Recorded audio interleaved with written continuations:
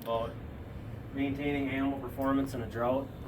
A little bit about myself. We just started running cattle like 3 years ago. Got my first pairs in 21. Running sheep and cattle together.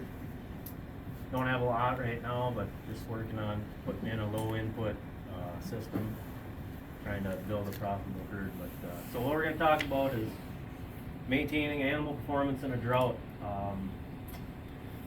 We were in a bad drought last year, past couple of years we've been in, and we want to keep our cattle looking good, even though our grass isn't growing all that well. So I'm going to talk about a few things we can do to mitigate that. One of the things you can do is maintain high energy forage through adaptive management.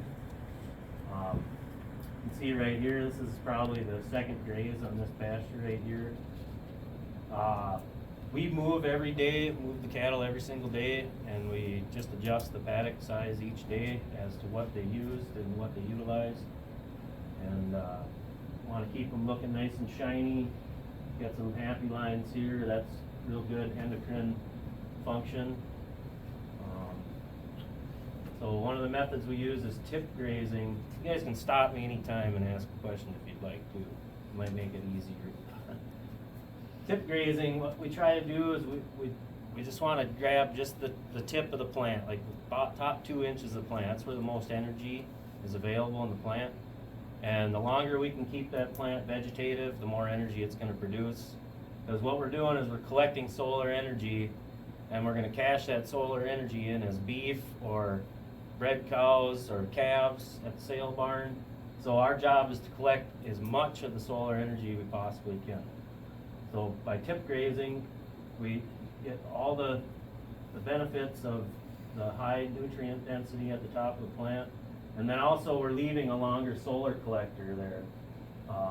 You don't want to run your grass down, you want to leave it as high as you can so it can collect more energy. The bigger solar collector you have, the more solar energy you can collect.